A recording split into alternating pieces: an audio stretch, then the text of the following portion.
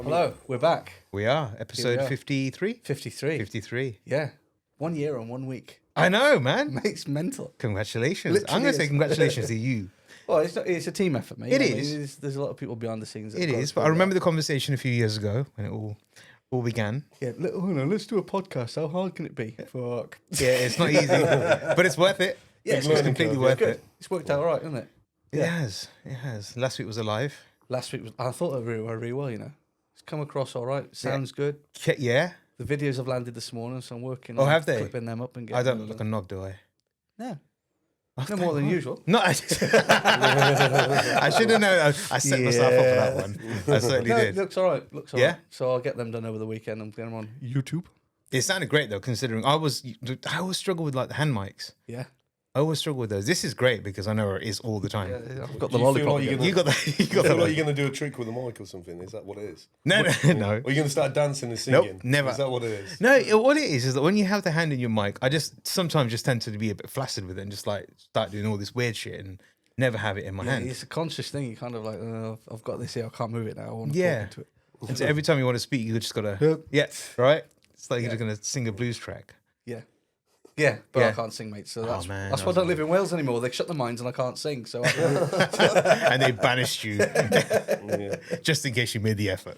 yeah. So episode 53. Episode 53. Vish, this was your dream child again. So this is on you, mate. Like I said, creative director since you've come on board. You know what? This one was actually quite an easy one because I spoke with Darren about this some time ago. I'm going to tell you about this. So I've got another podcast which I did a few years back, and I pitched Darren probably 2 years ago as well about coming on as guest, and it just never transpired. And then I bumped into Darren a couple of weeks ago, so which made me message you guys about talking about how fatherhood is as a single parent and the battles you go through on whether it be emotional, physical, or monetary. You know, financially, you do get that impact. So I wanted to bring Darren on, which you then said to bring on Alex as well. Yeah, I was like, I know somebody else who could be perfect for this, and Alex in his Dayglow orange. For those listening, and not watching the YouTube video, I'm a walking watch. he has come straight from work, bless him. He has. So That's commitment. kudos to you. Yeah, man. Yeah, I can be seen from space at the minute, but it's comfortable, lads. So. Yeah. Well, I did point out that you're wearing your Crocs today as well, so yeah. I have to give you credit for that because I love Crocs. I know it's kind of like a division out there of people Mate, who I love like my Crocs. Love my Crocs. They're the best. Garden slippers. I'm really not sure. You need to get a pair. I can't By the end of back this you up on episode, it, mate, we'll convince you. You'll be crocking it. I don't think there's a division over Crocs. It's a division over sport mode because you either love Crocs or you've not put them on. That's true. That's As soon true. as you Yeah. do, particularly if you do manual job, you're in boots all day, whatever, Right. or just take the kids for walk or whatever with the dog, whatever. Come back, mate. Tan you. Maybe because I work at home a lot, I've been wearing slippers all day, so I don't want to touch Crocs. That's probably what it is. That's probably it. Yeah, I work from home, but I still have my Crocs. Got to have my Crocs. Well, you just gone really soft. Yeah, I mean, I've gone soft. I mean, he's a real man, so it makes sense. It's the first time we say that the person who wears the Crocs is a real man. Yeah, and he's right. He's absolutely right. Mm-hmm. He is. Anyway, so I wanted to obviously start this off with maybe you, Darren, because obviously we spoke about this. And obviously feel free to chime in because I'm sure you've both got the same kind of experiences in some areas as well. So Daz, do you wanna kick off? I mean, the context of my story is that in 2016, my first marriage broke down, and pretty much within 6 weeks, my ex prevented the children from seeing me, and obviously the last thing you want to do is go to court. I mean, but me being quite naive back then, thought, well, we'll have to go to court. It's the only way to do it, and they'll sort this out. We sort it out, or we'll go through mediation. Could you do mediation before you go to court? But mediation just didn't happen. Ended up going to court. I won't go into too much detail because I'll be here all day. We're on an hour's podcast. But ultimately, I won a court order in every hearing to see the children. But the system is so broken that they break up your contact and your bond with your children. My experience is it was almost by design that it happens that way. So I'd never spent a day apart from my children, until I left, and then 2 days later came back to see them. she agreed some informal sort of contact at first. Well, written down, but which had turned up, and my two boys, which were 5 and 7 at the time, and my daughter, who was 10, never came out. I'd never seen her from that day. Right. But the two boys did for a couple of weeks, and then eventually my oldest lad, so he said he wouldn't come to the door, wouldn't come, and then eventually my youngest was saying things like, "I can't come out with you. You're a bad guy," things like that. Wow. So it was really quite severe, to the point where I went round for his birthday, his 5th birthday, to give him some presents, and I had a neighbour that I didn't recognise answer the door, and my son came to the door as well. "Oh, Dad, I had a bag of presents," and he was like, "You're gonna have to pass it under her legs because she won't move out of the way." Okay. And next thing, her fella came out trying to start a fight with me, and I had to use all my strength to just sort of walk away, and that's when I decided to go to court. That was the breaking point for me, and it's just the most heartbreaking thing when there's no. I mean, I can go through multiple scenes of things that happened, but I weren't going to keep putting the children through that stress. So I figured we'd go back to court, get a court order, do the right thing as you're supposed to do. Yeah. Keep away. CAFCAS, who are the court authorities who advise you, well, just don't make any contact. Even though it was my daughter's birthday coming up at one point, don't make contact, which was heart-wrenching for me and my family. And we'll go to the court hearing. I'll be mediating with them in the meantime, and then we'll get to the bottom of this. Turns out she had a 20-minute conversation with the kids in the school once. And then from that, she made assertions that I'd been aggressive in my attempted contacts with my original order. We went to a final hearing. I'd evidenced everything that I'd done, and I hadn't even been round the house for months. We had a final order for sort of further sort of different authorities get involved and try and get the contact worked. However, in the end, they said that they couldn't force the authorities to do what the judge was asking them to do, believe it or not. So I ended up going to my MP. So this just went on, and this is the kind of thing that was happening. Yeah. So it ended up going on for about three years, something like that. In the end, after that hearing, I had a meeting with the head of one of these authorities, and they said that if you go back to court again, they'll separate the boys from my girl, who was older by then. She was 14 at this point. That's how long it was taking. And that she would most likely choose to stay with her mum, to put the boys into care, and then, that was saying the likely scenario would be if I went back to court, because they'd be saying it was alienating behaviour. Obviously, we don't know the outcome of what it would have been in court, but that's what I was being told, and I thought, well, I can't do that to them. You can put your kids through that. I can't break them up. I can't split them up. In the meantime, I've got a financial divorce going through, which I was being dragged through the courts with as well, and settled on that with a massive loss. Ended up back at my mum's in my childhood bedroom. Yeah, completely the lowest point, in my life really. And I thought to myself, well, at least I can be single now and go and go on one of these dating apps or something. And then COVID happened. We were completely locked down. And that's so. But the irony is, I did meet my now wife off the back end of the lockdown on one of these dating apps, and we've now got a child together, and I've got a beautiful stepdaughter as well. We own a house in Coventry, and I built a little art business up, and and the only reason I was able to get to that point was because I created a little system for myself to keep my resilience there. To build my resilience, a routine at the gym. Yeah. Obviously, lockdown didn't help with that either. Yeah. Timing, mate. Timing, I know. We had, but I kept my routine going after that, and then also, I like to try and acceptance is the biggest thing. You've got to accept where you're at. Yeah. Yeah. Accept that you some things you can't control. Mm-hmm. Still, obviously, pay for my children. Still. Would like to give them more, but because whenever I write to them, I don't get a response. I used to send them gifts and money, things like that. I never got a response. So now I just put some money away from them. I'm hoping they'll contact me one day. And you just sort of live in hope. But also, in the meantime, my mum hasn't seen her grandkids. Yeah. My all They my haven't family. seen their nan.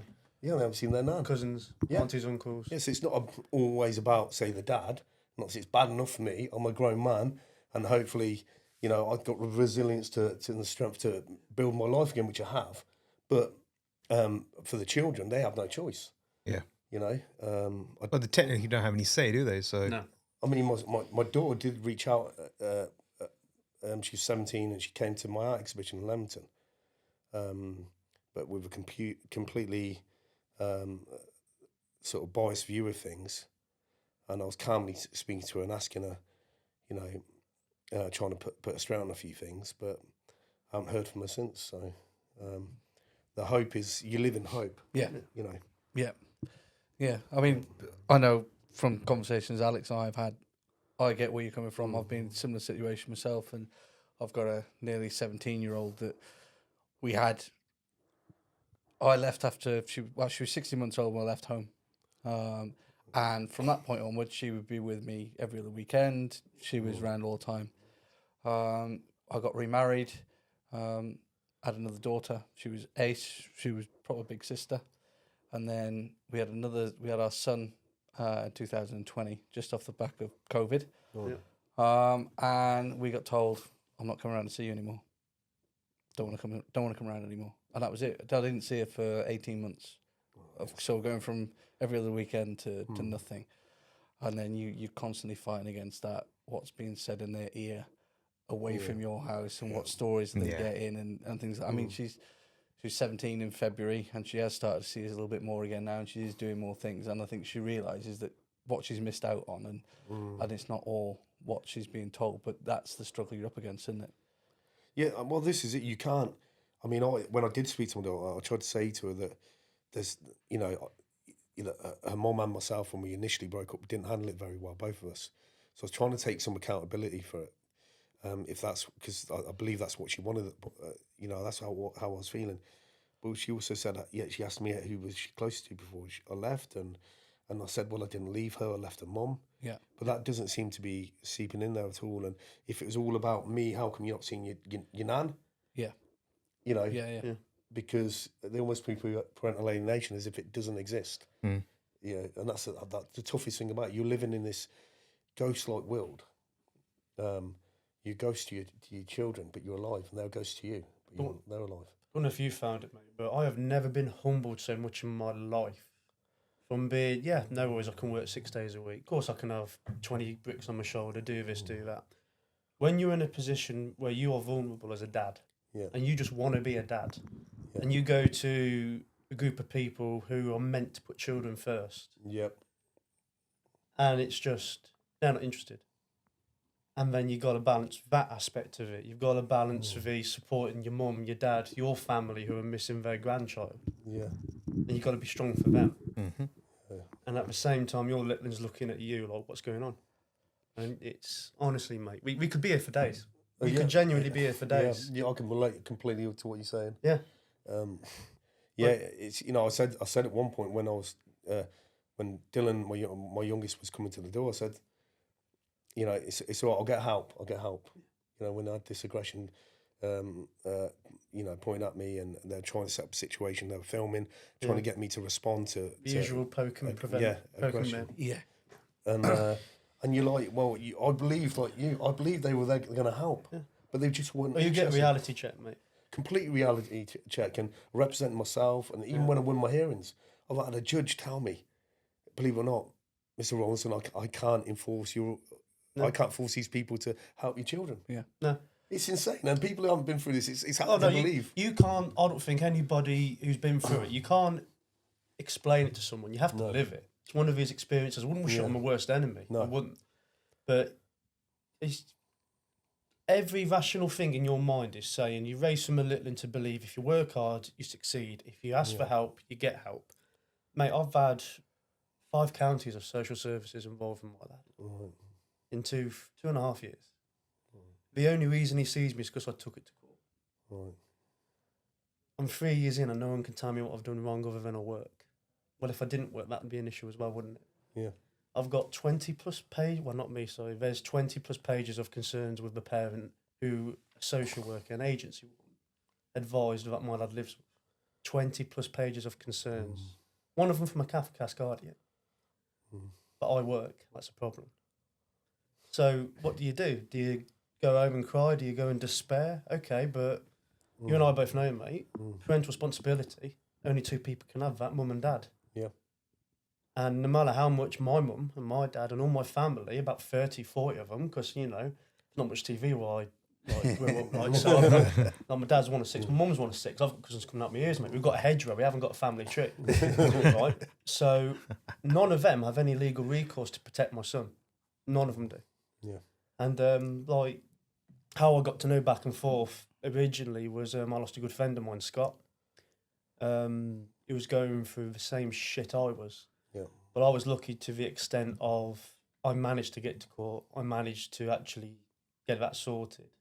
And I got a non-molestation order against someone who was wrecking my life and still is, to be fair. And obviously, we all go through different ways of how on earth do you even broach this?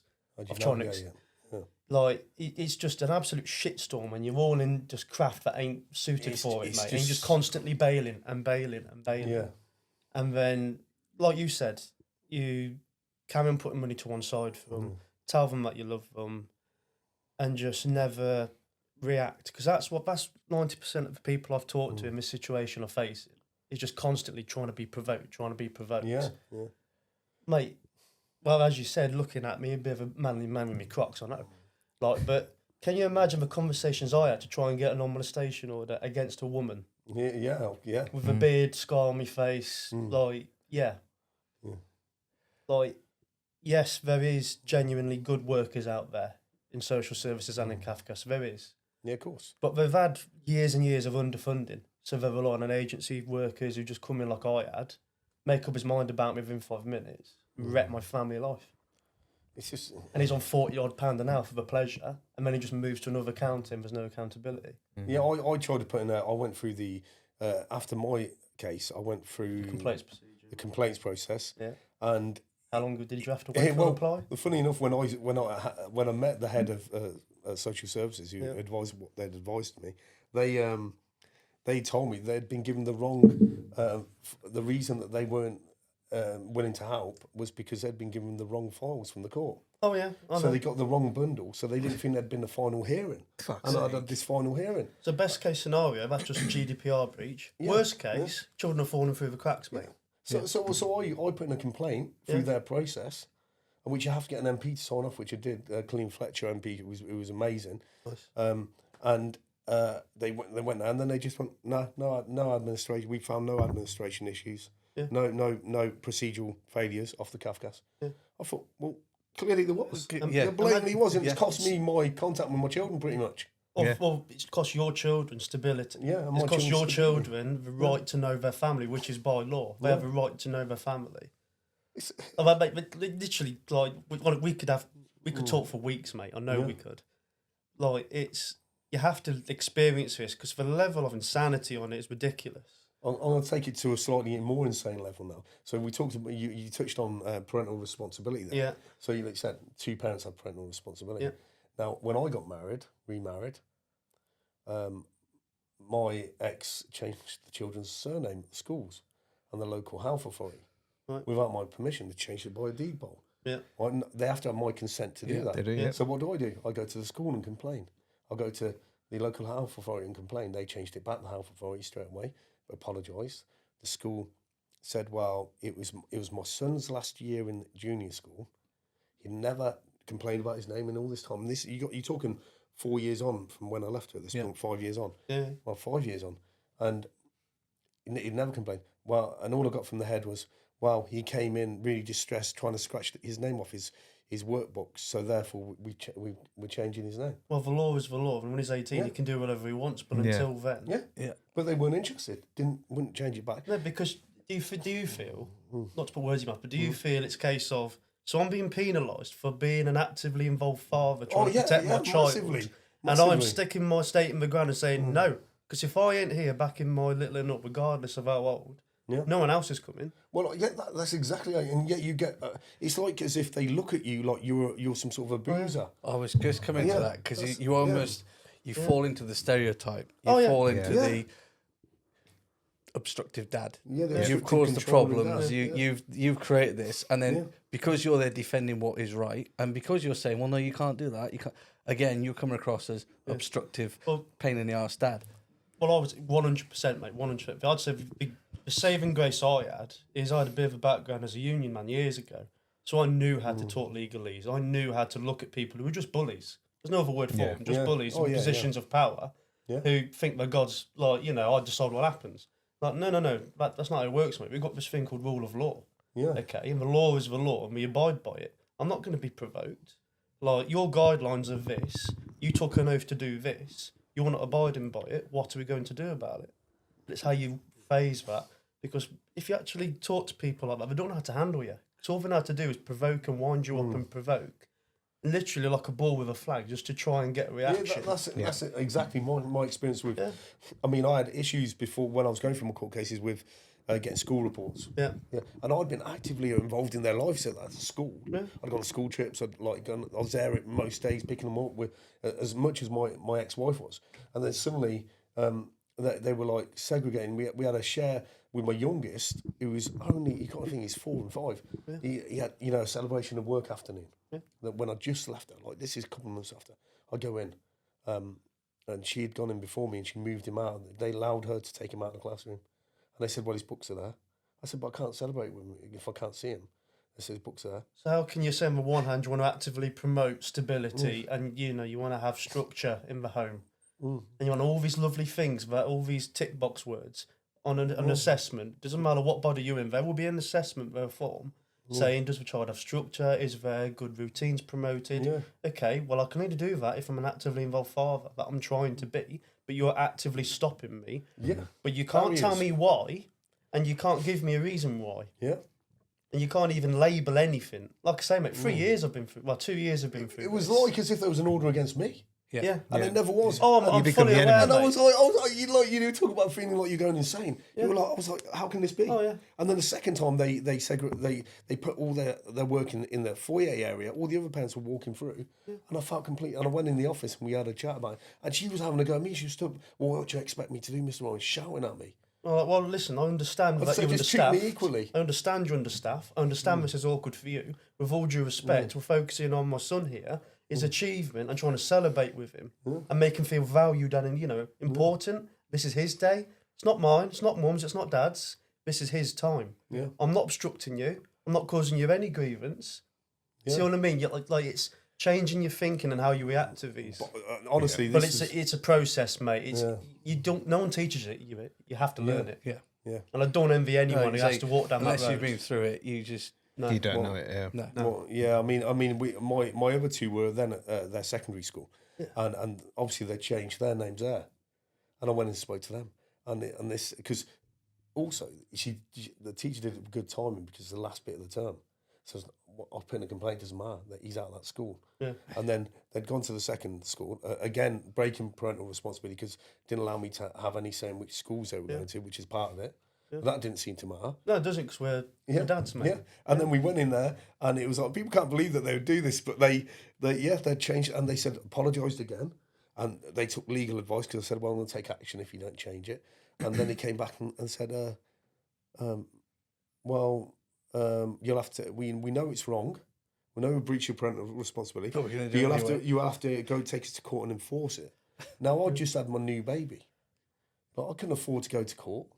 I'm trying to be a loving partner. I'm trying to be a dad again. And the pressure of it all. Yeah. Yeah. And again, mate, like I say, I know I keep going back to him, mate, but you've got nans, you've got granddads, you've got uncles and aunties.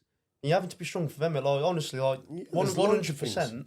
The reason why I'm here sitting here talking to you is I was really lucky to have a loving family. Yeah. And a better half, and I mean a better half, mate. Yeah. I met my better half when my lad had just turned 1. Everything had absolutely blown up. And she's loved him unconditionally from day one. Yeah. And if you didn't have that, mate, it doesn't take much for everything to tumble. You just give in because I don't look down on anyone for giving in against this, mate, because it's so artificial, inhuman dehumanising, and just criminal, to be honest. I totally It agree. is criminal. It should be. I think it's the biggest scandal and secret abuse that's been going on in this country. It's Would you say it's institutionalised? I think it's institutionalised, 100%. But to me, I think the problem is now is like my specific example where we had an agency social worker come in, wreak havoc, laugh all the way to the bank, go to another county. Yeah. So when I done my grievance with him, they waited 4 months until his contract ended. Then he moved to another place, right? And then got back to me, says nothing we can do. You have to go to the ombudsman. Okay, that's a 3-year waiting list, isn't it? Yeah. So if you've got 10,000 guys like us, that's a very small number from what it probably is. The dam would bust, mate. If one of them got this is Once they start the looking at the dam would first one and agreed with it, that's it. Opens the doors to everybody else. Yeah, and that's the problem you've got. So as a result, not that I'm saying this is going to be the case for your little ones or mine, but how many kids do I see where I'm from, which is a bit underprivileged, on street corners, where like no one cares about me? Do you have a dad involved in your life? Well, what if he wanted to be? Yeah. But he was actively prevented. Or he had wall after wall after wall put in front of him. He gave in the end because we're all human. Well, I it's completely changed my perspective on, that when they say deadbeat dads and dads that don't know, and I don't get me wrong, everybody's come across those guys. Yeah, we know they're out there. So if there's any women listening to us, there's loads of them. We know they are. Yeah. But also, there's some that I think now, maybe not. Maybe I don't know the circumstances. Puts things into perspective, doesn't it? Yeah. Well, again, it comes back to that stereotype, doesn't it? You just automatically fall under that deadbeat dad bracket, even though you are fighting with every inch of your body to not be and do what you should be doing. Yeah. But it's so easy for you to be dismissed as, he don't give a shit. And also, just another dad don't care. When you haven't even got a chance to present yourself and actually put a face to a name and say, oh, hang on, I'm not aggressive. I've never been questioned. I've never been charged. I've never been convicted. Yeah, it's just nonsense. Yeah, mate. I've had 5 counties. Like I said, 5 counties in 2.5 years, mate.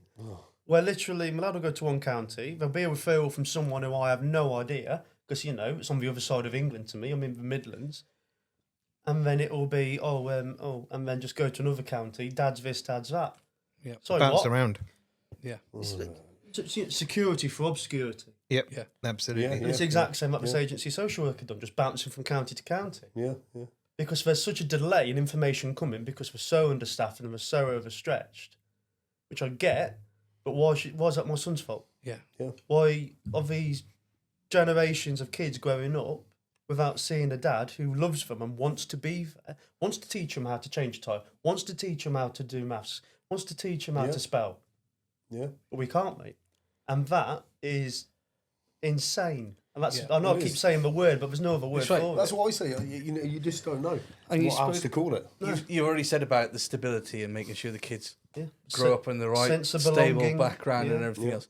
But what impact does it have on you? Good question. Where's your mental health as a result of that? Because we focus on the kids, and you've both said it, and understandably, as passionate, caring fathers, your priority is the kids. Yeah. Okay, same as mine is. But at some point, you've got to look at that and go, what fucking damage is this doing to me? You're being put through that. You're being labelled as X, Y, and Z. You're being prevented from seeing kids. They're being prevented from seeing grandparents and having their relationship. Missing out on milestones. But you're in the middle of that, and as much as you will fight with every sinew you've got in your body, at some point, you have to put your hand up and go, I can't do this. This is fucking hard.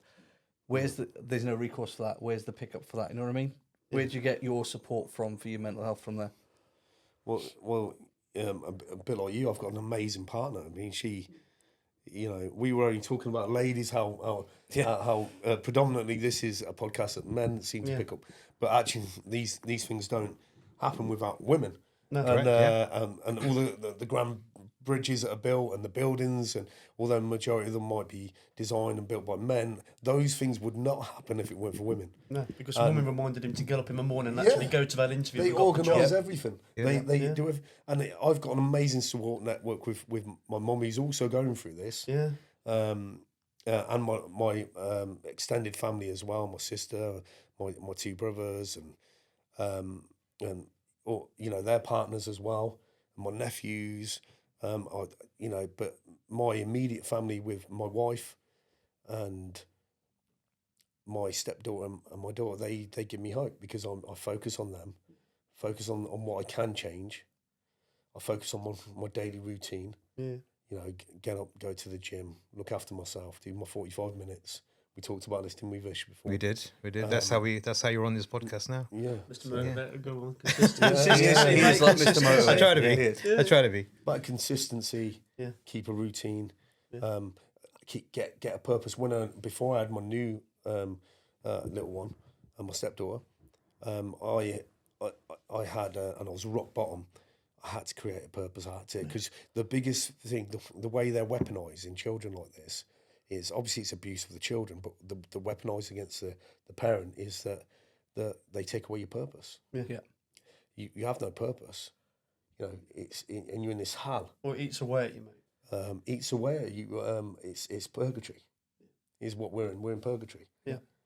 You don't get the time back. And people say, how many times do people say to you, "Oh well, you'll have that time back later. They'll get in touch with you later." No, I don't. You know? I want him to go see the world. I want him to experience his own life. Yeah. I don't want to make him feel when he's older he has to come and see dad because we missed out. No. I don't. You know what I mean? I want him to just have a good, normal life. Full-rounded human being. Yeah. Yeah. I want him to be able to do all the things I did and all the opportunities I had and more. Yeah. It's not that. You see what I mean? But again, how do you even have this conversation unless you've lived it? Because people, when they say that, they don't mean to be anything other than helpful. Yeah, of course. Yeah. And supportive. But I don't want him to have to make anything up because there's no reason why anything should be made up. It's not their fault, and that's the thing.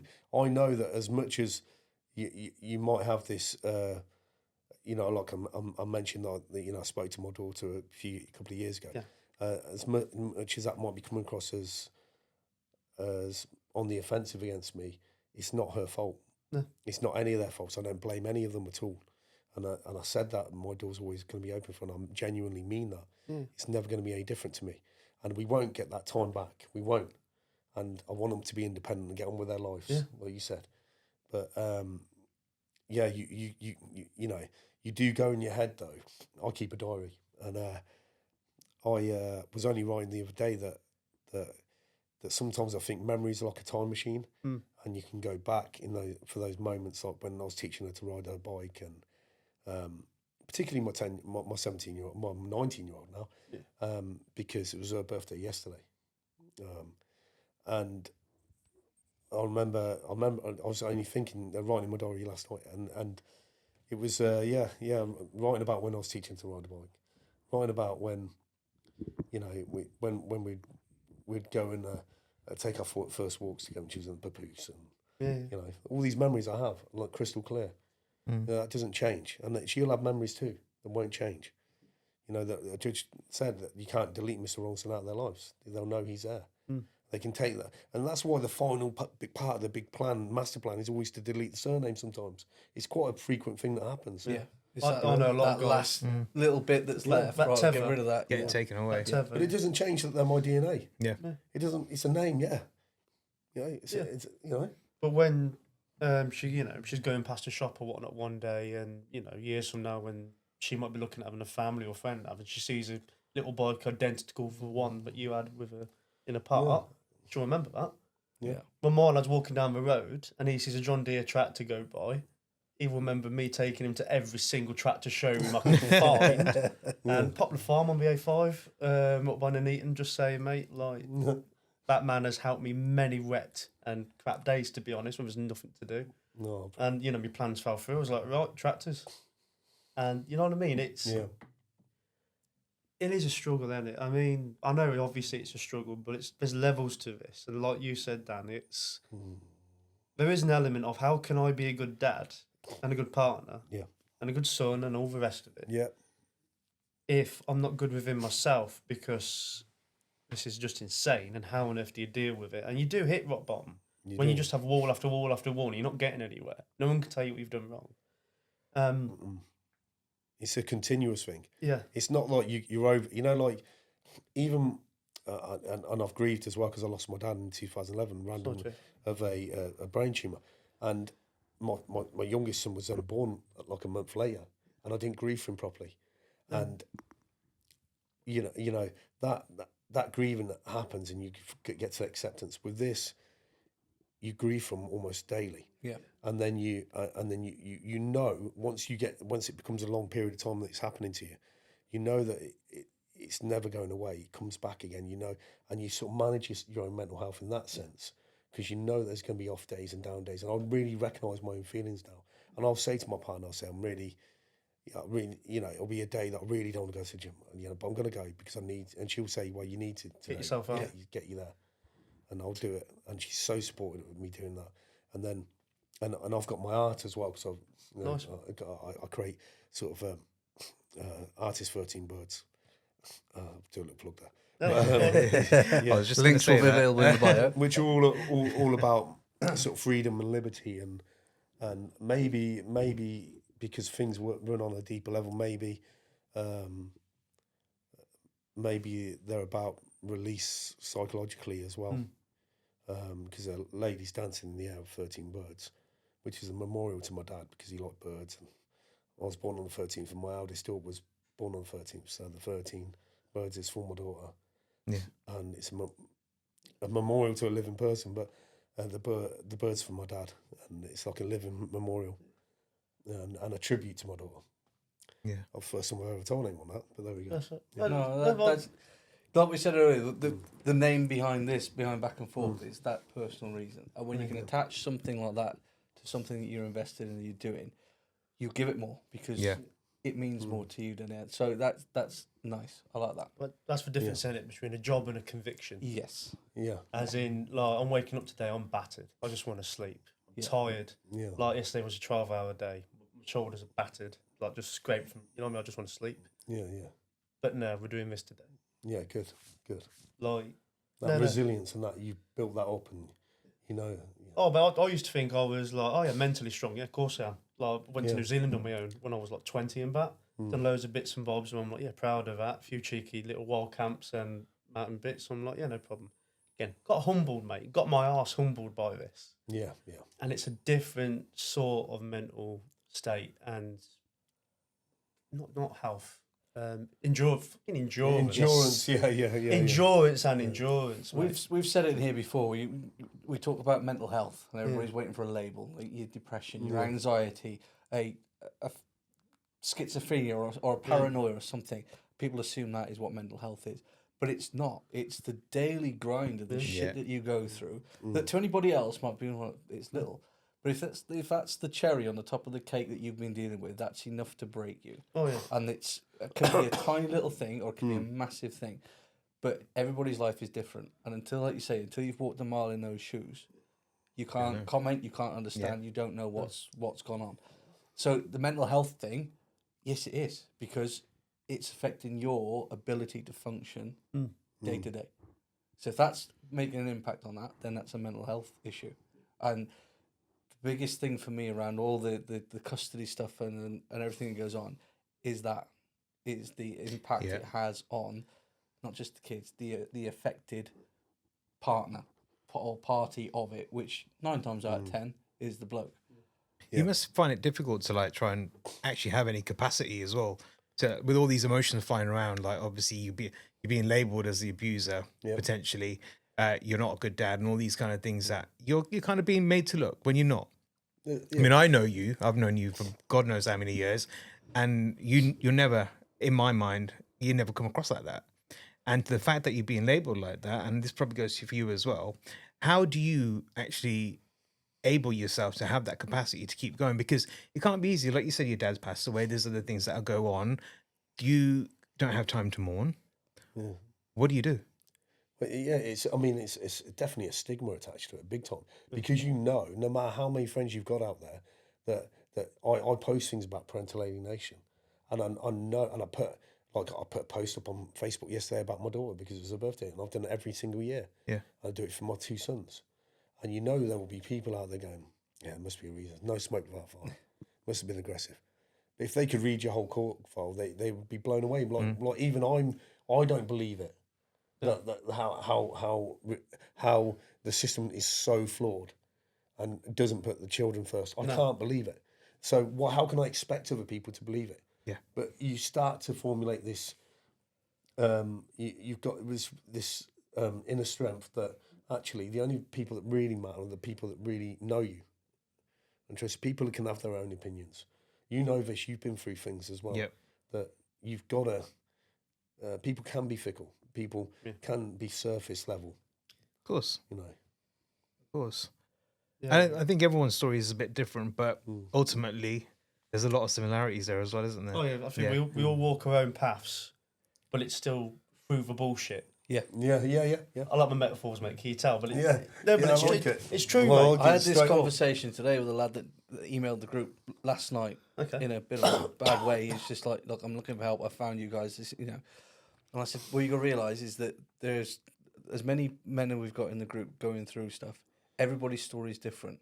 But at some point, you have been on the same piece of ground. You understand and you can relate back something from your story to what's going on. And it does. It all comes back. Everybody's past, like you say, are separate and different. But at some point, there's so many similarities that you end up finding a way of talking through it with somebody and think, oh, yeah, okay. And it's I'm not on my own moment. Yeah. You're in that and you think, fuck me, this is only happening to me, this is shit. Yes. And then you realise, actually, I'm not. There's a lot of strength, mate, in shared experiences. Yeah. Yeah.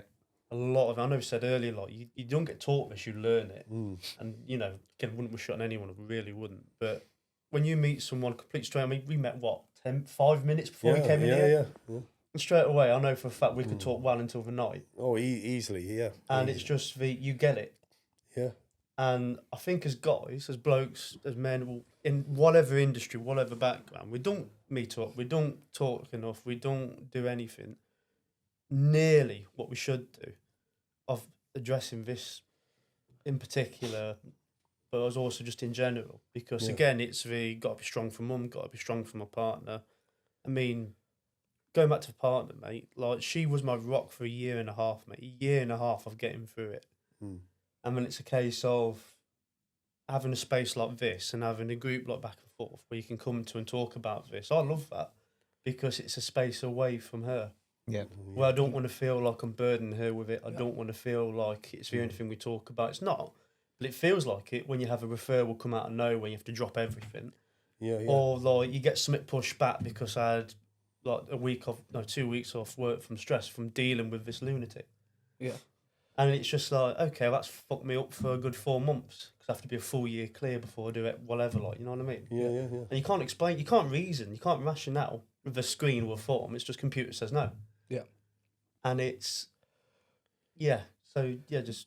Mate, I'm completely with you. I mean, my wife has been my rock through my stuff, and I don't say it enough, but she has. But you get to a point you're kind of like, I can't fucking do this anymore.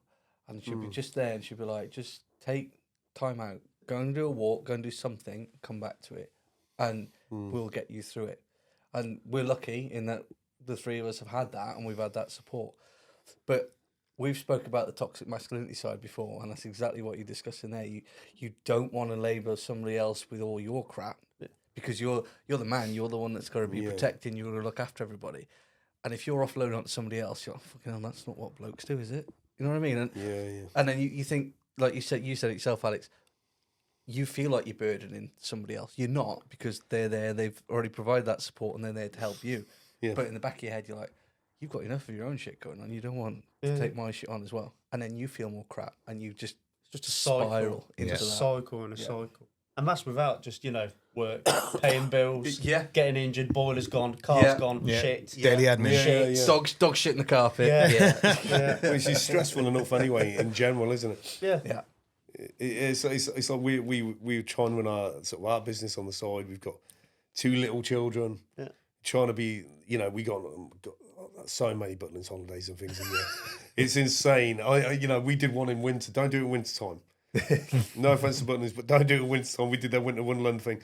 It was -8 up in Lincolnshire, and it was. I didn't get any sleep, and the baby was little at that age, so I'm not doing that one again. Although Bex might have me doing that, so I don't know. But there's so many distractions you can have. But good and bad that happen. But you've just got to be aware of those weak moments you might get. Maybe you have too much to drink and you go on a bit of a downer, or or not having home cooked meals, just relying on junk food, and then watching Netflix or going on the Xbox. Or getting into reels and just watching reels. Yeah. The doom scrolling. Doom scrolling, which people get into, and suddenly before you know it, you're like, you've wasted a day, and you think you feel empty inside because you're already empty because you've got this that you carry, so you've got to try and live the most positive life, and that's not. But also accept when you have those down days, it's okay. Just stop. Be forgiven to yourself. Be forgiven to yourself and go. Which is bloody hard, mate. Yeah, it's hard to do. That is bloody, like, it's the hardest thing. If you're a proud guy and you're like, you know what I mean? Like, I do what I can. I do everything I can for my family. You know, I'm good at what I do. I know I am. And I just want to go to sleep for like 2 days straight, and not because I'm physically tired. Mentally, it's a mental strain. It's just so loud in your head that you just want to switch off. Yeah. And again, there's that never-ending frustration of I've still ain't done nothing wrong. Still, no one can tell me what I've done wrong. Other than it goes back to what you were talking about, Vish, about that stigma. Yeah. You know, you've actually done nothing wrong, but you feel like you've got you would get less for murder. Yeah. You know, 100%, mate. I've been treated like a criminal. Yeah, people will be more accepting if you've done something like that. If you think about our society, what we do in our society, we have, my forefathers, your forefathers, probably all of us have had parents that have fought in wars or been involved in some sort of conflict, and we create this society. And why are we doing that? Okay, what's the purpose of that? Well, we want a safe environment. We want an infrastructure. We want police. We want government. We want all systems in place, so it's a safe place for little children to learn from all backgrounds, and everybody can make the most, and everyone has a fair chance with a fair society. Yeah. And fundamental to that is the right to be in a family life. Yeah. Right to a family life. We have no legal aid in this country for parents, not just dads, parents that can't see their children for no good reason. Not parents that are at risk, not parents that are dangerous. Parents that are always loving, healthy parents that just because they leave the residential home, they can't access their rights.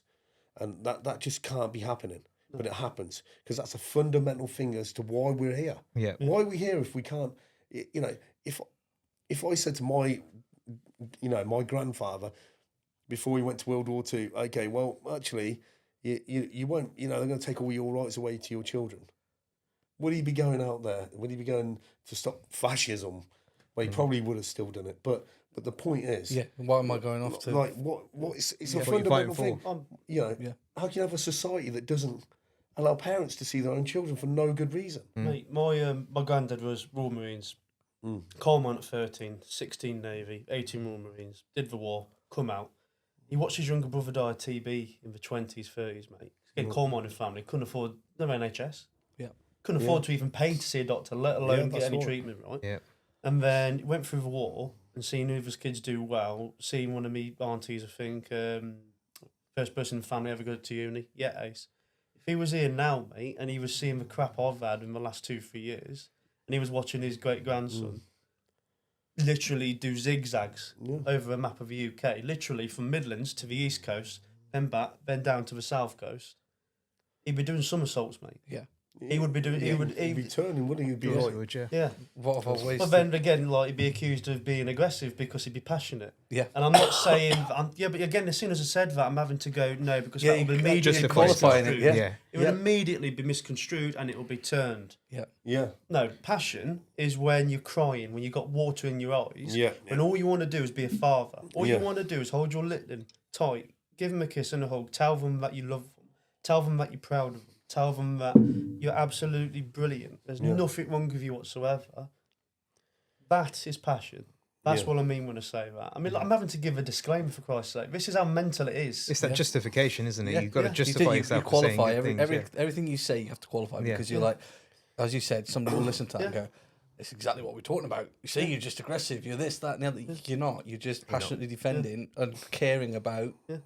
A loved one. Literally, the only reason I've managed to keep my sanity with this is having a wonderful partner, having a really good family, and like I say, having that little bit of experience previously of just dealing with bullies in a professional capacity, and just having to take calm, hang on, think about how they're going to turn what I'm about to say, and use that language accordingly. Yeah.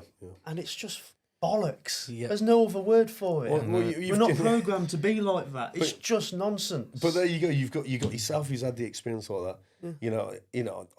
I'm a reasonably educated guy, and I was able to stand up in court, even though that the accusations that Kafkas were making were unfounded and proven to be wrong. Yeah. And they then had a barrister as well employed by the taxpayers that we pay into. I'm aware. Yeah. And that I even represent myself and win a final order in a final hearing, despite battling against these people, these so-called professionals, and you're just like, well, what does that that guy that works in I don't know the warehouse who's never stood up in his life and spoke? What's he do? Yeah. And I still didn't get to see my children because they just don't enforce orders unless you. And if they do, they were going to do something severe, like I said earlier, split them up or whatever. And they're taking so much time to do it. So what does that guy do that just works? Has no experience. What recourse does he have? Speaking. Realistically speaking, what chance does he have? He's got no chance. He's got no legal aid. He might be on minimum wage. He's got maybe he's not got family here to support him. How does he do it? You can't. Yeah. How many dads are there out You there just that back down have just and let the walked system away? walk over. It's Yeah. He's just gone, well, I'll just pay whatever I'm going to pay on this child maintenance, and I'll, if I can even pay that, and off he goes. Oh mate, it's just and then labelled as a deadbeat dad. Yeah, it's just insane. And I go back to saying we're all having different walks of this. Like, I actually had a good experience with Cascas. It was social services. Well, got absolutely hatchet job on me. Like, so you travel 45 minutes to go see the other parent, but not less than 10 minutes to see me, and then you would not report that there was a referral from Cascas. Do you know if that's kind of important? Yeah. To disclose to the court. Okay, right, okay. So again, if I'd say any of this in a professional way, following it through the channels, doing the grievances, again, I'll just get ignored for 4 months till your contract runs out, and then you'll go to another county, and it'll go again and again and again and again. it's somebody else's problem. Yeah. And if it was done to me, it can be done to anyone. Yeah. Yep. And it is on a daily basis, isn't it? Like you say, we're talking about the shared experiences in here. How many thousands of folks are in the same position, and it goes on daily. Yeah. Right. I'm conscious that we're probably going to run over. So what we like to finish on, and it's been quite a love spuddy type episode, but we call it love spuds. So what's gripped your shit this week? What's wind you up? Can be anything. We'll give you minus points if it's self-inflicted. Yeah. But yeah, go around the room. Darren, start with you. Is anything? You've got me. Yeah, I've got to be. You're on my left, mate. Sorry, you're coming to you first. Gives me time to think on the way round. Well, okay, this is a really silly thing, right? But I've got. We have 2 cars in our household, right?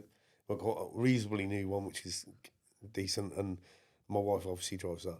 And we've got the other one, which was really old, which we call the tank. Okay. And a really silly little job that I was doing on the boot. You get the boot supports that help it to shut gently. Yeah. And if you take them off, it just goes bam. Yeah. Simple job, yeah. These simple jobs. Darren, you can do that. It's 2 minutes. Yeah, of course it is. Take the bolts off. We've already ordered the things online. Take it off and it's slamming down. That's fine. Can I find the other bits that I've got? The new bits? No, I can't find them anyway. I've got an MOT due in about a week. I've got a door as well because it's just old, but the engine's good and it keeps running. The door cable broke as well the other week, but it snapped and went inside. I tried to do a little fix up. It turns out I took the whole panel off and it's gone right in the internals. So I've got a guide to fix that, but it won't get through the MOT if I can't get in the boot as well. And it's just a nightmare. Anyway, that's my thing of contention. I was even looking for these things before I left today. Well, yeah. Yeah, because I took an afternoon off for this. I was like, I'll do that little job dead quick, keep the missus happy. And can I find them? I can't find them. You know they're going to turn up after. I'm gonna have to buy some new ones. And then the old will turn up. Yeah, they will. Yeah. When everything's done. Yeah. Yeah. 5-minute jobs, mate, tend not to be. Yeah, they are. Yeah. Absolutely. Do you know it? What about you, Alex? Automotive as well. Have any of you in this room had to pay the clean air zone charge in Birmingham? and then been a big idiot and forgot to do it within a week. Yep. By about 5 minutes past midnight, because you're doing your admin. Yeah. So when I do admin, guys, I sit down, better half's doing whatever she's doing, normally some risk assessments or coursework. She's clever clogs a lot more than me. And I will have a pint of tea, and I mean a pint of tea, doing biscuits, a pint of tea, mate. Doing this, doing it, yeah, okay, yeah, that's sent off, Shit, it's 5 past midnight. Gone there. Right, so that's gone from £8 to 60. Wow. Oh no. Yeah, they don't mess around. Mate, I've had to pay an extra £52 to go see my in-laws in Brum the other week. 52 quid. 52. Oh, that's expensive. You know, we spoke about your admin last week when you turned up for this podcast last Tuesday. Yeah, we don't need to talk about that, really, to be honest. Are you aware of this? No, please tell me. Well, I mean, I worked out a lot because I knew I was going today, didn't Dry I? run. Always good Oh, I dry am run. aware of this, actually. Yeah, I know where it is. I turned up a week early, mate. You did. A Eager. week early. A week Yeah. early. You Eager. messaged me $1 last short. week. He said, I'm in the car park, mate. I said, that's all good, mate, but we're doing the live podcast now. We're not there. Oh, shit. Fuck. Oh, shit. Better get off, like, but... That's yeah. hilarious, that is. Yeah, so your admin work needs work, mate. Is that what you're saying? Yeah, I need another calendar, mate, to be fair. Calendar two for the obviously calendar. isn't enough. Yeah. Yeah. Yeah. Vish. I actually don't have one this week. Wow. Yeah. Okay, Will. I actually don't have. Yeah, I'm sitting in the wheel seat actually, so I actually have had a good week. I can't complain about anything. I genuinely can't.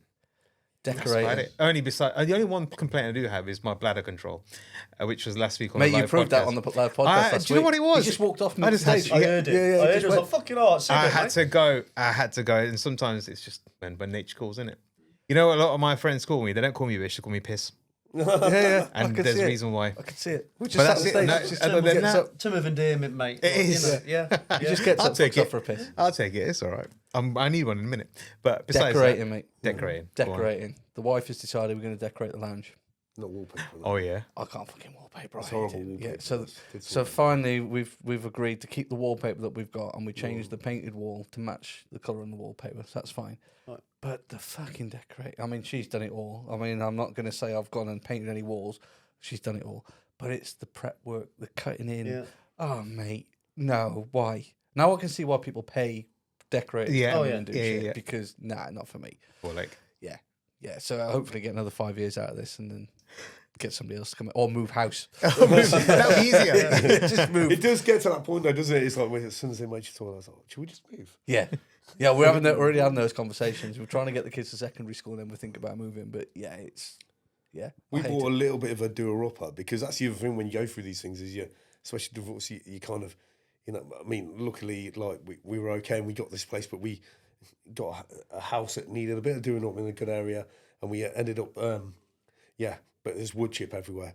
Oh, Polystyrene that's on the a big- ceilings. That stuff Yeah. needs a sledgehammer and a You chisel pull to it take it off, off, you pull doesn't it it? off, and there's the plaster is just all cracked. Yeah, just and yeah. Yeah. And I was like, it Takes looked it right pristine. I off. thought this little old lady had lived there since the 60s. I thought, she's kept this place great. As soon as I pulled some wood chip off, I was like, And it's I'm 30, not- half the house I haven't done. I'm doing. there's 30 layers of paint on that wood chip when it comes off as well because it's too difficult to fucking paint over. Yeah.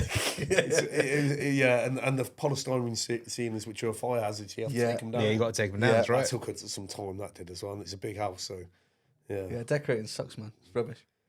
Not a fan, mate. Yeah. Not a fan. No. Cheers for coming in, lads. No, Thanks, sir. we've just let you go today. It's been brilliant. Do you know this is the least I've ever spoke? Yeah. Yeah, It it's is. good. We love it having it in. We like having guests in because we haven't got to do so much work. Yeah. But today's been brilliant because you two have literally struck a chord.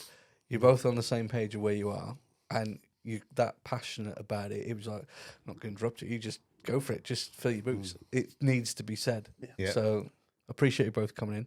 Definitely. 100% appreciated. We could probably do another 3-4 podcasts on it, couldn't we? And just keep going.